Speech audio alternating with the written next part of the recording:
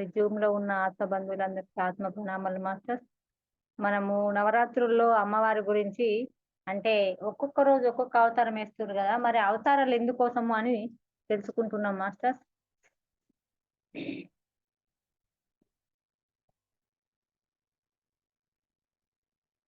మొదటగా బాల త్రిపుర సుందరని, రెండవ అవతారము అన్నపూర్ణ దేవని, మూడవ అవతారము గాయత్రి దేవి, నాలుగవ అవతారము లలిత త్రిపుర సుందరి.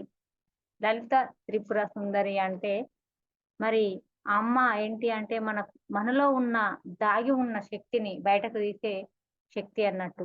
మనలో అంటే మనకు 7 చక్రాలు ఉంటాయి కదా, ఆ 7 చక్రాల శక్తిని మనకు బయటకు తీసే శక్తి ఎవరు అంటే లలితామాత. ఆ అమ్మ చైతన్యంతోని ఆ శక్తి బయటకు వస్తుంది. మన మూలాధారంలో మనం అంటారు కదా, అంటే మూలాధారంలో ముడుచుకొని ఉంటది ఒక పాము లాగా అని మనము అనుకుంటాం కదా మాస్టర్స్. అలాంటిది అంటే మన శరీరంలో ఆ మూలాధార శక్తిని బయటకు తీసే చైతన్యమే లలిత త్రిపుర సుందరి మాత శక్తి అన్నట్టు.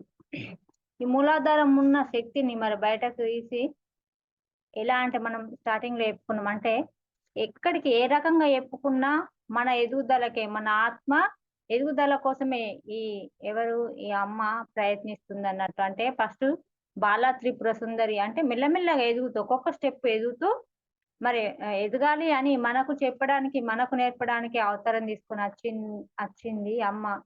అంటే 3 పురాల్లో తిరుగుతుంది అని చెప్పినాం కదా. మనము ఈ లలిత సహస్ర నామాలలో కూడా అంటారు ఇలా, ఇక్కడ అంటారు ఏంటి అంటే ఇచ్ఛాశక్తి, క్రియాశక్తి, జ్ఞానశక్తి స్వరూపిణి అంటారు. ఇక్కడ ఇచ్ఛాశక్తి అంటే ఏంటి అంటే మనం అనుకున్న పని చేయడం, అంటే మన ఇష్ట ప్రకారం అంటే మనం ఏది అనుకుంటామో అది ఇష్ట ప్రకారము చేయడం. క్రియాశక్తి అంటే ఇక్కడ ఏంటి అంటే అది అనుకున్న విధంగా పూర్తి చేయ శక్తి అన్నట్టు. ఇవి రెండు మనం ఇష్ట ప్రకారము అనుకున్న అంటే దాని ప్రకారం జరగాలి అంటే దానికి ఏంటి అంటే మన జ్ఞానం ఉండాలి. ఇచ్ఛాశక్తి, క్రియాశక్తి, జ్ఞానశక్తి స్వరూపిణి అన్నారు. అంటే ఈ 2 జరగాలి అంటే మనకు జ్ఞానం కావాలి. మరి ఆ జ్ఞానం ఎక్కడికి వెళ్ళి వస్తుంది అంటే సాధన ద్వారానే. ఎటు పోయి ఎక్కడికి పోయినా ఇక్కడ అమ్మవారు ఏ అవతారం మీద అయినా సాధన చేస్తూ ఎదగండి అని చెప్పడానికే ఈ అవతారంలో రహస్యాలు. ఒక్కొక్క అవతారం మీద ఒక్కొక్క రకంగా చెప్తున్నారు మనకు. అంటే మనం అజ్ఞానంలో ఉన్న వాళ్లకు జ్ఞానాన్ని అందించడానికి వచ్చింది అమ్మవారు. అంటే రూపాంతరం చెందుతూ ఒక్కొక్క అవతారం మీద ఒక్కొక్క రకంగా మనకు సూచనలు ఇస్తూ రూపాంతరం చెందుతూ మనకు తెలియజేయడానికి వచ్చింది అమ్మ. అంటే ఇక్కడ మనము ఎప్పుడైతే జ్ఞానాన్ని పొంది ఈ జ్ఞానం ద్వారా మనము అంటే మనలో ఉన్న మూలాధార శక్తిని అంటే ఆ దాన్ని మేలుకొల్పుతందుకు మనం తగిన సాధన చేయాలి. దానికి ఏంటంటే జ్ఞానమే మనకు ఇక్కడ అవసరం. అంటే ఈ తల్లి ఎలా అంటే మనలో నిద్రపోతున్న కుండలి శక్తిని మేలుకొల్పడానికి ఈ లలిత చైతన్యం చాలా ఉపయోగపడుతుందట. అందుకోసమే మన శక్తిని పెంపొందించడం కోసమే మరి ఇక్కడ మనం సాధన చేయాలి మాస్టర్స్. ఇక్కడ విశుద్ధ చక్రం అంటే మనలో 7 చక్రాలు ఉంటాయి. ఆ 7 చక్రాలు అందులో ఈ అమ్మ అంటే మూలాధార చక్రంలో అక్కడ ఆ కుండల అంటే దాన్ని బయటకు తీసేందుకు ఈ అమ్మ చైతన్యము మనకు తోడ్పడుతుందట. అంటే ఉదాహరణకు చిన్నగా ఉదాహరణ చెప్పుకుంటే మాస్టర్ అన్నమయ్య సినిమా మనం చూస్తున్నాం కదా మాస్టర్, అందరికి తెలిసే ఉంటది అన్నమయ్య సినిమా. మరి అన్నమయ్య సినిమాలో ఆ అన్నమయ్య ఏం చేస్తాడు, అతడు చాలా సహస్ర స్థితిలో ఉన్న అతను అన్నమయ్య.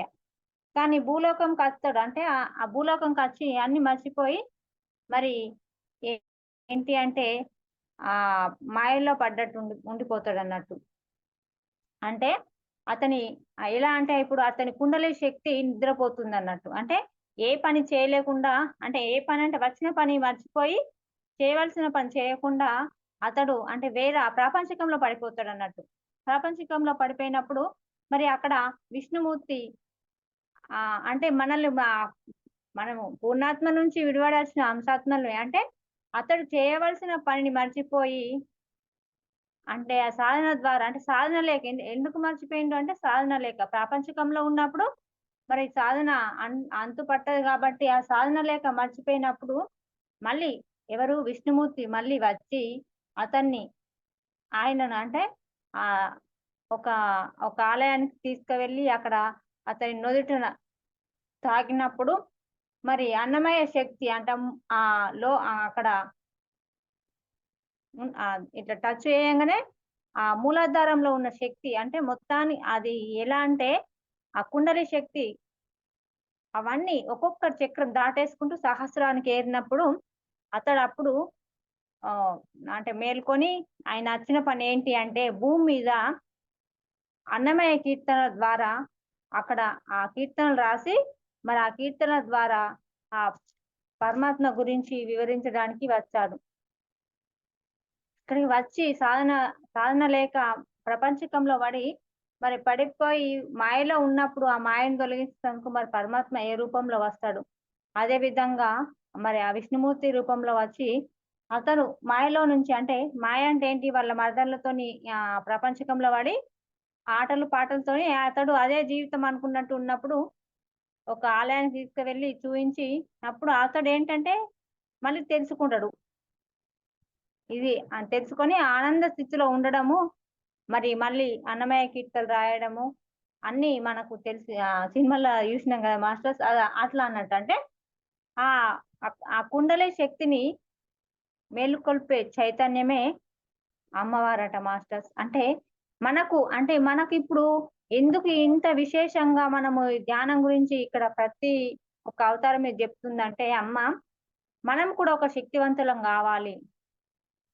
అంటే మనము ఒక లలిత మాతలంగా గావాలి అన్నప్పుడు సాధనే ఇక్కడేంటి సాధనే ముఖ్యం. మనం ధ్యానం జేసి జ్ఞానం పెంచుకొని మరి మనకెప్పుడైతే ఆ మూలాధారంలో ఉన్న చక్రము అంటే ఒక్కొక్క స్థితి అంటే ఒక్కొక్క చక్రం దాటుతూ మనము సహస్రానికి చేరాలి అంటే దానికి ఎవరు?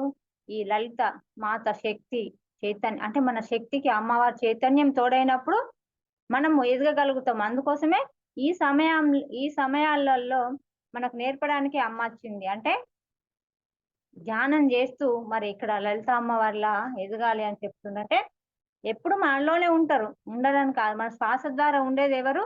మాస్టర్స్ ఇక్కడ ఆహ్, రు ఇక్కడ మనకు ఎప్పుడు మనలో ఉంటదట. అంటే ఇక్కడ మనం ఏంటి రుద్ర చక్రం అంట మాస్టర్స్. అంటే ఇది కొత్తగా విన్నా. ఇక్కడ చక్రం అట. ఇక్కడ విష్ణు చక్రం అట. ఇక్కడ బ్రహ్మ చక్రం అట. అంటే ఈ మూడిటికి శ్వాస ద్వారా మనలోనే ఉంటదట లలితామాత. అంటే శ్వాస ద్వారానే నీలోనే ఉంటా నేను. ఎప్పుడు యథేచ్ఛగా తిరుగుతూ ఫస్ట్ అనుకున్నాం గదా! అప్పుడు ఈ 3, ఈ 3 చక్రాలలో యథేచ్ఛగా నేను శ్వాస ద్వారా అంటే ఎప్పుడు తిరుగుతూనే ఉంటా.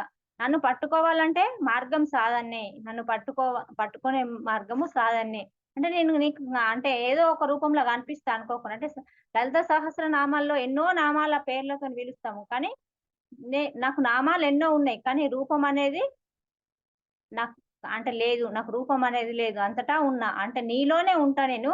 నన్ను పట్టుకోండి అంటుంది. అంటే ఎలా? శ్వాస ద్వారా మనం ధ్యానాన్ని చేసి జ్ఞానాన్ని పొందినప్పుడే, అప్పుడు అమ్మ చైతన్యంకు మనం కనెక్ట్ అయినప్పుడు, మరి అమ్మతోని మనం కూడా కనెక్ట్ అయితాం గదా మాస్టర్స్. అందుకోసమే ఇక్కడ చెప్తున్నారు.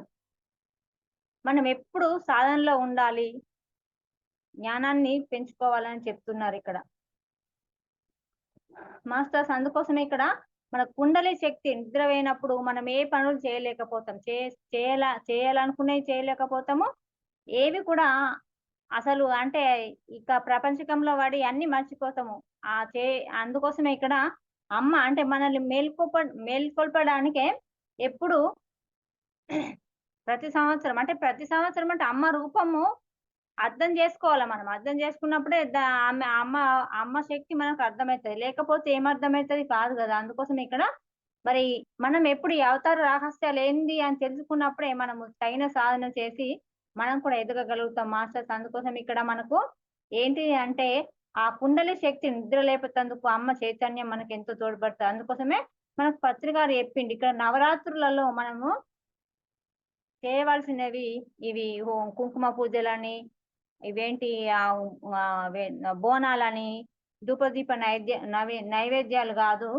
విశేషమైన ధ్యానాలే చెయ్యుండి అని చెప్తున్నారు మాస్టర్స్. అందుకోసమే ఇక్కడ ఏ రకంగా చెప్పినా, ఎట్లా చెప్పినా సాధన చేస్తూ మరిక్కడ జ్ఞానం పెంచుకోండి. మీరు కూడా ఒక లలిత త్రిపుర సుందరిలా ఎదగండి. అంటే మొదటి నుంచి మెల్లమెల్లగా ఒక్కొక్క స్టెప్ దాటుతూ, ఒక్కొక్క చక్రం దాటుతూ మరి మనం ఎదిగే ప్రయత్నం జేయాలి మాస్టర్స్. అంటే ఇక్కడ శక్తిని అంటే మూలాధారంలో ఉన్న మనలో ఉన్న ఆ శక్తిని యాక్టివేట్ చేయాలి అంటే మరి మనము ప్రతిరోజు సాధన చేస్తూ విశేషంగా ఈ నవరాత్రులలో ముఖ్యంగా సాధన చేస్తూ అమ్మవారి కృపకు పాత్రమైదాం మాస్టర్స్.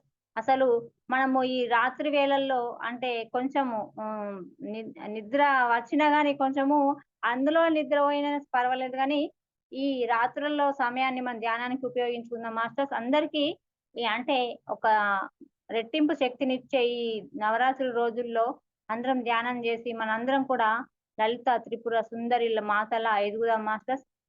నాకు ఈ అవకాశం ఇచ్చిన మీకు కృతజ్ఞతలు మాస్టర్స్.